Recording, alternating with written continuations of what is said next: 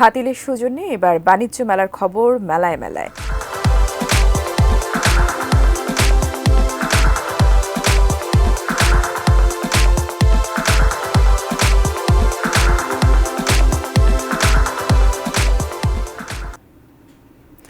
বাণিজ্য মেলায় নিত্য ব্যবহারের পণ্যের বিক্রি যেমন বাড়ছে, তেমনি অপেক্ষাকৃত অপ্রচলিত নতুন পণ্যেও আগ্রহ দেখাচ্ছেন ক্রেতারা।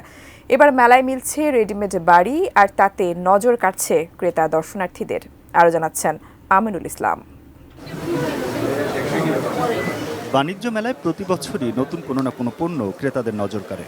যেমন এবারের মেলায় দৃষ্টি কাটছে ধাতব বাড়ি, ইস্পাতে বানানো, একদম রেডিমেড।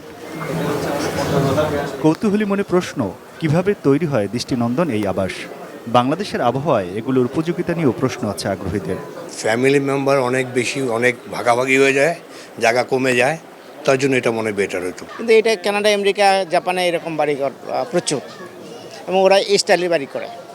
তবে আমাদের দেশে যেটা হবে, ঝড় বাদলার জন্য কিন্তু এটা একটা দেখার ব্যাপার। এরকম বাড়ি বানাতে প্রতি বর্গফুটের খরচ পড়বে 2 থেকে 2,500 টাকা। ইট কংক্রিটের চেয়ে এভাবে ডুপ্লেক্স বানানোর খরচও কম। ইউরোপে যেগুলো বাড়ি বানানো হয় সেগুলো হচ্ছে কি এটাই বাড়ি বানায়, বাট হচ্ছে সেখানে হচ্ছে কাঠের একটু কিন্তু ইউজ করা হয়, ওডেন। বাট আমরা কিন্তু ওডেনটা আমরা ইউজ করতেছি না। কেন? বাংলাদেশের ওয়েদারের সাথে ওইটা হয়তো কাপ নাও খাইতে পারে, সেক্ষেত্রের জন্য আমরা হচ্ছে কি এখানে পাইপে সিমেন্ট বোর্ড আমরা ইউজ করতেছি। জানুয়ারির শেষ দিন পর্যন্ত বাণিজ্য মেলা চলবে প্রতিদিন সকাল 10টা থেকে রাত 9টা পর্যন্ত। সাপ্তাহিক ছুটির দিন মেলার দুয়ার বন্ধ হয় রাত 10টায়। বাণিজ্য মেলায় আগের থেকে অনেকটা ইমপ্রুভ হয়েছে।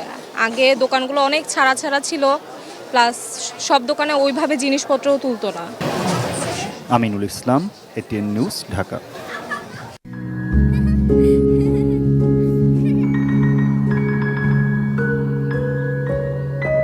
প্রতিদিন এমন ছোট ছোট মুহূর্তগুলো তৈরি করে জীবনের গল্প। Hatil, live and relieve.